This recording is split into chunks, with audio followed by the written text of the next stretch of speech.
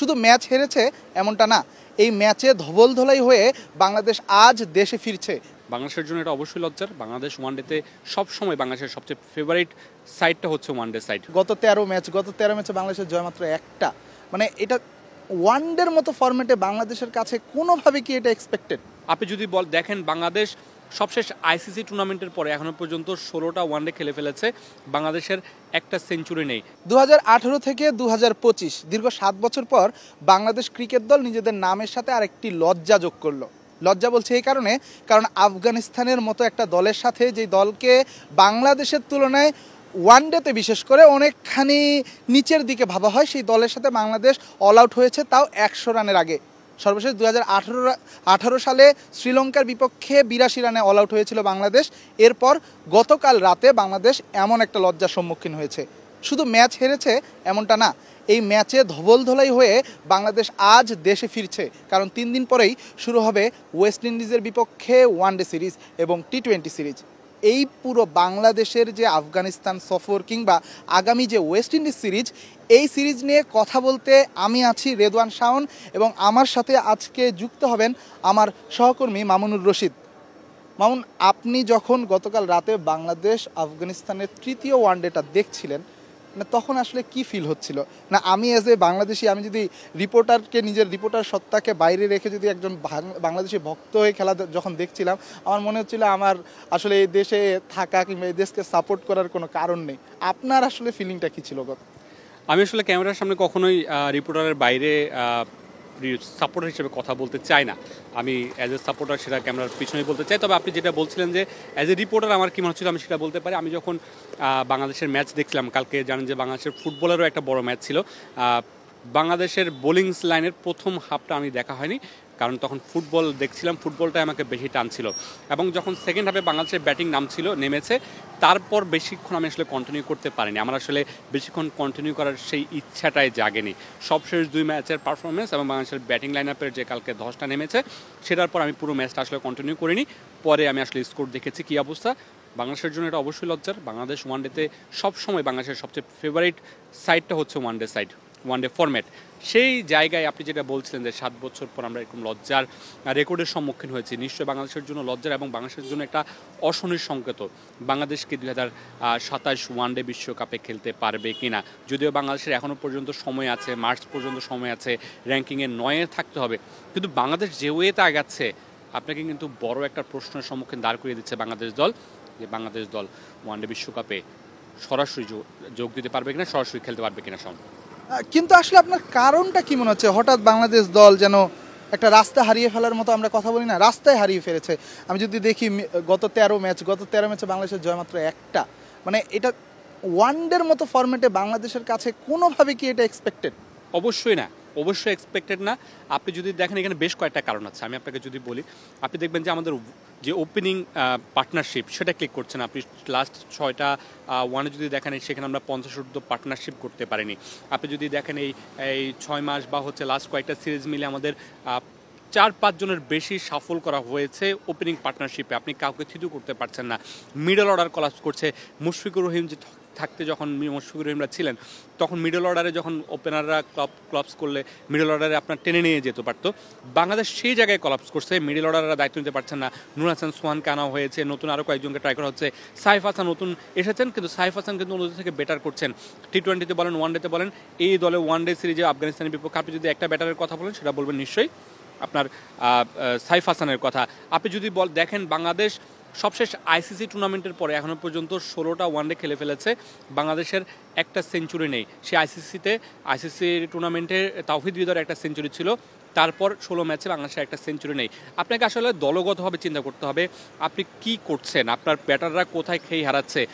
মানে আপনাকে থিতু হতে হবে। ওয়ানডে ফরম্যাটটা একটু লং ভার্সন, টি-20তে বাংলাদেশ দল সাম্প্রতিক সময়ে ভালো করছে, সেই ইফেক্টটাও কি পড়ছে কিনা, ব্যাটাররা ওয়ানে নামতে গিয়ে, খেলতে গিয়ে টি-20 খেলার অ্যাপ্রোচে খেলছেন কিনা, যে ধৈর্যের কথা বলা হচ্ছে বারবার, বাংলাদেশের ব্যাটাররা কোথাও না কোথাও গিয়ে সেই ধৈর্যটা ধরে রাখতে পারছে না। বাংলাদেশের সবচেয়ে বড় ল্যাকিংস এখানে। আমি বাংলাদেশের ব্যাটারদের সামর্থ্য নিয়ে বলবো না, ব্যাটারদের সামর্থ্য আছেন। যারা নতুন এসেছেন এবং যারা পুরাতন আছেন, তারা আপনার প্রিমিয়ার লিগে খেলেই দলে জায়গা পেয়েছেন, প্রমাণ করে নিজেদেরকে জায়গা পেয়েছেন, এবং তারা আগেও ভালো খেলেছেন। আপনি তাওহিদ হৃদয়ের কথা বলতে পারেন, মিরাজ, শান্তর কথা বলতে পারেন, তারা কিন্তু আগে ভালো খেলেছেন। কিন্তু এইখানে আপনার এসে কোথাও যেন খেয়ে হারিয়ে ফেলছে, ধৈর্য হারিয়ে ফেলছে। আরেকটা বিষয় আমি যোগ করতে চাই, অধিনায়কত্ব পরিবর্তন, যেটা নাজমুল শান্তর পরে মিরাজকে দায়িত্ব দেয়া হলো, তারপরেই কেন যেন একটা এলোমেলো দল, বাংলাদেশ দল। এখানে আসলে অনেকগুলো প্রশ্ন ওকে দেয়। আপনি আসলে এই প্রশ্নগুলোর সদুত্তর দিতে পারবেন না, কিন্তু আপনার মনে কিছু প্রশ্ন, যেটা অ্যাজ এ রিপোর্টার বা অ্যাজ এ সাংবাদিক হিসেবে আমার মনে প্রশ্ন জাগে, বাংলাদেশ দলের ভিতরের অবস্থাটা ঠিকঠাক আছে কিনা, দলের মধ্যে দলের কম্বিনেশনটা, বা আমরা যেটা বলি হচ্ছে ড্রেসিং রুমের পরিবেশটা, প্লেয়ারদের মধ্যে যে কম্বিনেশনটা, সেটা ঠিক আছে কিনা, এটা কিন্তু একটা কোশ্চেন মার্ক। না হলে আপনি একটা দল হিসেবে 2 বছর আগেও বা 1 বছর আগেও আপনি ওয়ানডে ফরম্যাটের যে ভালো দলটা খেলছিল, সেটা টানা কেন এত খারাপ খেলবে? আপনি একটা দুটো ম্যাচ খারাপ হতে পারে, কলাপস করতে পারেন, কিন্তু টানা এরকম খারাপ খেলা, এটা কিন্তু আপনার জন্য বড় কোশ্চেন মার্ক। সেই জায়গায় দেখতে হবে মিরাজের অধিনায়কত্বটা বাংলাদেশ দলের অন্য যারা আছেন তারা কিভাবে নিয়েছেন। বাংলাদেশ দলের টিম ম্যানেজমেন্ট মিরাজকে যে হুট করে দায়িত্বটা দিয়েছে, আমি মিরাজের দায়িত্ব দেয়াকে নিয়ে প্রশ্ন তুলছি না, মিরাজকে দায়িত্ব দেওয়ার যে প্রক্রিয়াটা সেটা নিয়ে আমি প্রশ্ন তুলতে চাই। শান্তকে আপনি যেভাবে সরিয়েছেন সেই সরানোর ওয়েটা অবশ্যই ঠিক ছিল না। আপনি মিরাজকে যেভাবে দায়িত্ব দিয়েছেন সেই ওয়েটা ঠিক ছিল না। আপনি মিরাজকে দায়িত্ব দিতেই পারেন, আন্ডার 19-এ তিনি আপনার প্রুভেন, তিনি আপনার ঘরোয়া লিগের বিপিএল বলেন, ঘরোয়া অন্যান্য যে সব লিগে তিনি অধিনায়কত্ব করেন। অধিনায়ক মিরাজকে নিয়ে আমি প্রশ্ন তুলতে চাই না, তিনি প্রুভেন, কিন্তু যে ওয়েতে তাকে আনা হয়েছে সেটা দলের মধ্যে একটা ইফেক্ট ফেলেছে কিনা, সেটা একটা বড় প্রশ্ন। আপনি ওপেনারদের কথা বলছিলেন যে সাফল করা হয়েছে গত কয়েক বছর। যদি আমরা দেখি নাইম শেখের কথা বলছিলাম, কালকে নাইম শেখ আসলে যে ইনিংসটা খেললো 24 বলে 7 রান, আমি যদি ভুল না করি, সেই ইনিংসে নাইম শেখকে প্রথম বল থেকে আমার সে কি মনে হয়েছে। অন্যদিকে আমি যদি বলি, একটা কিন্তু ট্রেডিশন রয়েছে, ধরেন আপনি একজন প্লেয়ার, আপনি ইনজুরিতে পড়েছেন, আপনি ওয়ানডে দলের রেগুলার পারফর্মার, আপনার গত 10 ম্যাচের গড় 40, আপনার স্ট্রাইক রেট 90-এর উপরে, এমন একজন প্লেয়ার আপনি ইনজুরিতে পড়েছেন, আপনাকে একটা সিরিজে রেস্ট দেওয়া হলো। অন্যান্য দেশে দেখি কি, আমরা যদি ঋষভ পান্তের কথা বলি, তিনি যখন অ্যাক্সিডেন্ট করেন তাকে দল থেকে বাদ দেওয়া হয়েছে, তারপরে তিনি যখন ফিরলেন মাঠে, তাকে কিন্তু এক ম্যাচের জন্য বসিয়ে রাখা হয়নি, তাকে প্রথম ম্যাচেই সুযোগ দেওয়া হয়েছে। এটাই কিন্তু ট্রেডিশন, কারণ সে একটা ভালো ফর্মে ছেড়ে গিয়েছিল, তার ফর্মটা কেমন আছে সেই সুযোগটা কিন্তু সে প্রাপ্য। সেখানে আপনি আপনি যদি সৌম্যরে দেখেন, সৌম্যর ওয়ানডে থেকে শুরু করে বিপিএল, এনসিএলও সে দুর্দান্ত 2-3টি ইনিংস খেলেছেন। সেখানে আপনি নাইম শেখকে উড়িয়ে নিয়ে গেলেন। নাইম শেখকে আউট অফ দ্য ব্লু আপনি যখন দলে নিয়ে যাচ্ছেন, সে আসলে ভিসা জটিলতার পরে যেদিন ম্যাচ ওদিন মাঠে পৌঁছানো, নিজেকে খাপ খাইয়ে নেওয়ার একটা ব্যাপার থাকে। আপনি সৌম্যকে কেন কোনো কারণ ছাড়াই বাদ দিয়ে নাইমকে কেন আবার আনা হলো? এই যে প্রক্রিয়াগুলো, এগুলো কি বাংলাদেশ দলের জন্য আসলে ইফেক্টটা পড়ে?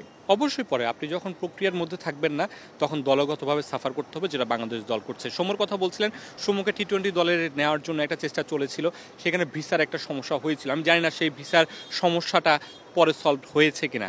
সেখানেও আমার একটা আবার প্রশ্ন আছে। টি-20তে কিন্তু সৌম্যর আপনি যদি ক্যারিয়ার দেখেন, ও কিন্তু টি-20-র জন্য বাংলাদেশ দলে পারফেক্ট না। আমি অ্যাজ এ রিপোর্টার ফিল করি, মানে আমি যদি তার খেলার ধরন দেখি, টি-20তে সে নিজেও আমাকে ইন্টারভিউতে বলেছেন যে তিনি নিজেকে এখনও টি-20-র জন্য মনে করেন না যে তিনি ভালো, তবে তিনি ওয়ানডে এবং টেস্টের জন্য নিজেকে পারফেক্ট মনে করেন। সেখানে আপনি টি-20তে নিয়ে যেতে চাইলেন সৌম্যকে। এই যে ফরম্যাট ভেদে যে আমাদের চিন্তাগুলো চেঞ্জ হয় না, এটা কি, মানে এই কারণটা আপনি আসলে কীভাবে দেখেন? অবশ্যই এখানে নির্বাচকদের অনেক বড় একটা দায় আছে, এবং এখানে আরও একটা বিষয় থাকতে পারে, সেটা হচ্ছে আপনার বাংলাদেশের কিন্তু টানা খেলা, আপনাকে রিশাফল করে অনেক প্লেয়ারকে খেলাতে হবে, সেটাও একটা বিষয়, সেটা হয়তো বা নির্বাচকদের মাথায় কাজ করে।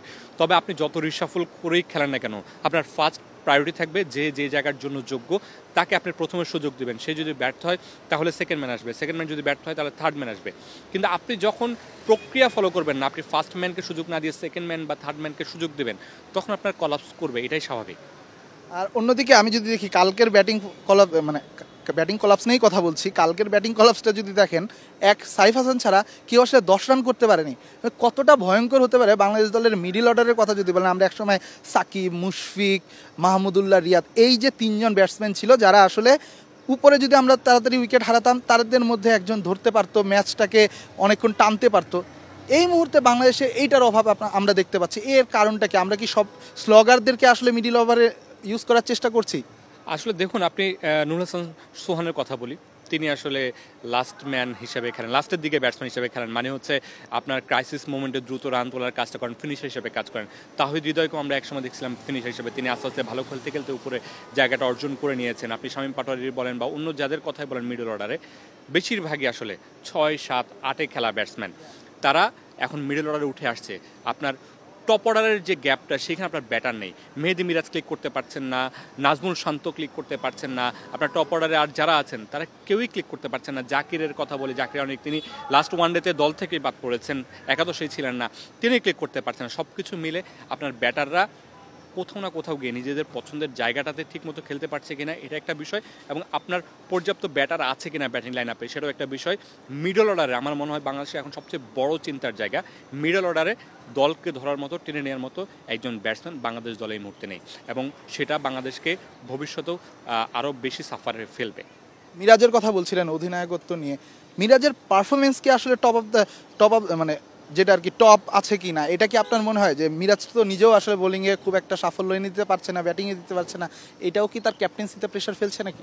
অবশ্যই ফেলবে। আপনি যখন একটা কথা আছে captain's leading from the front, আপনি যখন ভালো করবেন না, আপনার ব্যাক অফ দ্য মাইন্ডে আপনার পারফরমেন্স নিয়ে আপনার মধ্যে সেটা কাজ করবে। আপনি যতই চিন্তা করতে না চান, আমরা বলি যে আমরা বাইরের জিনিসগুলোকে ফেলে আসি, আমরা চিন্তা করি না, মাঠে যখন নামি আমরা মাঠের ওই ম্যাচটা নিয়ে চিন্তা করি, কিন্তু না, আপনার ব্যাক অফ দ্য মাইন্ডে কিন্তু এগুলো কাজ করে। আপনি যদি কোনো মনস্তাত্ত্বিকবিদের কাছে যান, তিনি অবশ্যই আপনাকে এই বিষয়গুলো নিয়ে ধারণা দিবে।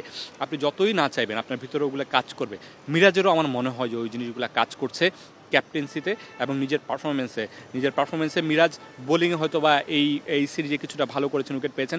মিরাজের যদি আপনি বোলিংটাও দেখেন, যে আমরা মিরাজকে চিনতাম বোলিং অলরাউন্ডার, কিন্তু আন্ডার 19-এ তিনি ছিলেন হচ্ছে ব্যাটিং অলরাউন্ডার, কিন্তু জাতীয় দলে এসে হয়ে গেছিলেন তিনি বোলিং অলরাউন্ডার। সেই মিরাজ কিন্তু অধিনায়কত্ব পাওয়ার পরে প্রথম কয়েকটা ম্যাচ উইকেটই পাননি।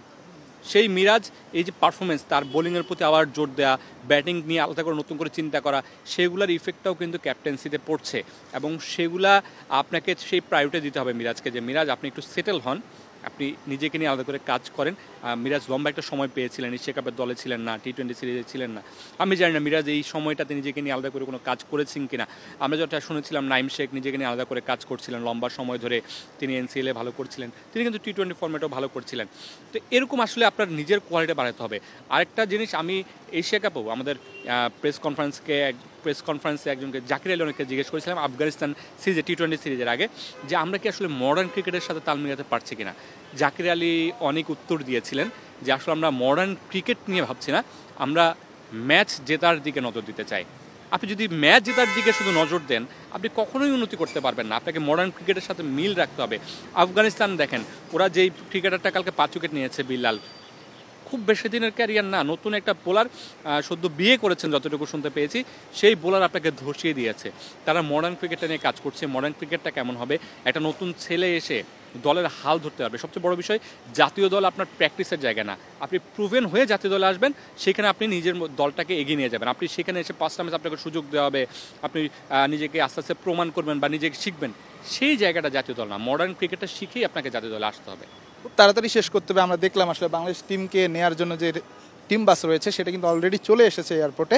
তারপর আপনার কাছে জানতে চাইবো, বাংলাদেশ এমন একটা হারের পর বা এমন একটা সিরিজ হারের পর ওয়েস্ট ইন্ডিজ আসছে, 3 দিন পরেই আবার নতুনভাবে একটা নতুন সিরিজ শুরু হচ্ছে, 3 ওয়ানডে 3 টি-20। কি মনে হয়, মানে মনস্তাত্ত্বিকভাবে বাংলাদেশ কি পিছিয়ে থেকেই নামবে কিনা এই সিরিজে? এইখানে আমি একটু আশার গল্প শোনাতে চাই। ওয়েস্ট ইন্ডিজ যে দলটা আসছে, ওয়েস্ট ইন্ডিজ দলটার অবস্থা কিন্তু খুব একটা ভালো না। বাংলাদেশ দল ঘরের মাঠে থাকবে, এটা একটা সুবিধা। ওয়েস্ট ইন্ডিজ সম্প্রতি টি-20-তে নেপালের কাছে সিরিজ হেরেছে, তারা সম্প্রতি টেস্টে ইন্ডিয়ার কাছে 2টা টেস্ট হেরে এসেছে। ওয়েস্ট ইন্ডিজ দলটাও খুব একটা ব্যালেন্স টিম না, খুব ভালো অবস্থাতে নেই। এই সুযোগটা বাংলাদেশ দলকে কাজে লাগাতে হবে। আমরা যেটা বলছি 2027 ওয়ানডে বিশ্বকাপে সরাসরি সুযোগ নেয়ার জন্য। তো সেই জায়গায় ওয়েস্ট ইন্ডিজ সিরিজটা বাংলাদেশের জন্য, মানে আপনি বলে না হচ্ছে আপনাকে একটা সুযোগ দিলাম, মানে আপনাকে একটা ফুল টস বল দিলাম, আপনি ছক্কা মারেন, বাংলাদেশকে এই ছক্কাটা মারতে হবে। ওয়েস্ট ইন্ডিজের বিপক্ষে সিরিজ জিতে বা ধবল ধোলাই করে এগিয়ে থাকতে হবে, তারপর আয়ারল্যান্ড আসবে। সেই জিনিসগুলো মাথায় নিয়ে এখন থেকেই বাংলাদেশে কাজ করতে হবে। ধন্যবাদ মামুনুর রশিদ। শুনছিলেন আসলে সামনে ওয়েস্ট ইন্ডিজ সিরিজ, সেই সিরিজে বাংলাদেশ কেমন করে, বাংলাদেশ আফগানিস্তানের কাছে ধবলধোলাই হওয়ার পরে এই সিরিজে আসলে কামব্যাক করতে পারে কিনা, এর জন্য অপেক্ষা করতে হবে আরও 3 দিন, কারণ 3 দিন পরেই আসলে সিরিজটি শুরু হবে। এর মাঝে আমাদেরকে দেখতে হবে বাংলাদেশ দলের যে মেন্টালি যে পিছিয়ে থাকা, সেই মেন্টালি পিছিয়ে থাকাটাকে তারা ওভারকাম করে আবারও ট্র্যাকে ফিরতে পারে কিনা। ততক্ষণ পর্যন্ত আমি বিদায় নিচ্ছি। রেদওয়ান শাহজালাল আন্তর্জাতিক বিমানবন্দর থেকে, স্টার নিউজ।